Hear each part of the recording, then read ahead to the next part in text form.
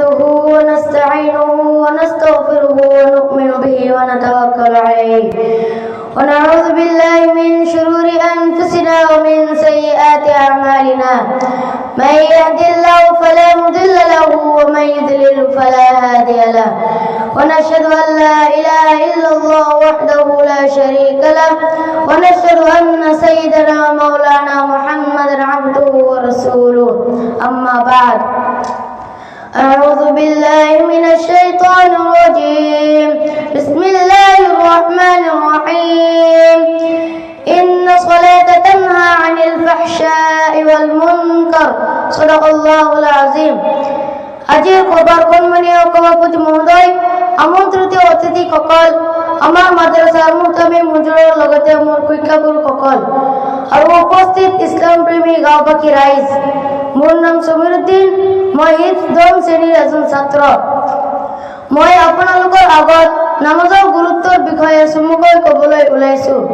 নিশ্চয় নামাজে মানুহক বেয়া কামৰ পৰা বাচাই ৰাখে নামাজ হৈছে ইছলামত এক অত্যন্ত গুৰুত্বপূৰ্ণ আৰু মৌলিক ইবাদত ইছলামত ইমানৰ পিছতেই নামাজৰ গুৰুত্ব সৰ্বাধিক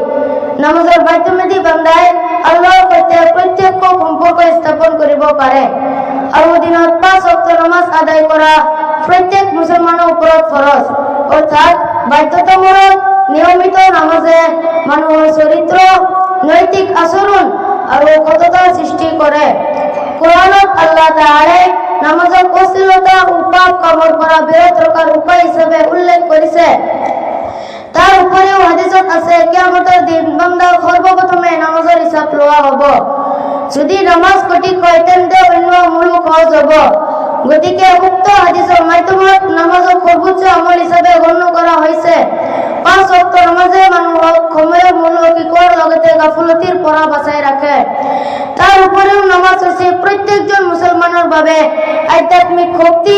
নৈতিক উন্নতি শান্তি আৰু আখিৰাতৰ মুক্তিৰ পথ যেই নামাজ ৰক্ষা কৰিব তেওঁৰ বাবে দুনিয়া আৰু আখিৰাতৰ সফলতাৰ পথ মুক্ত হ'ব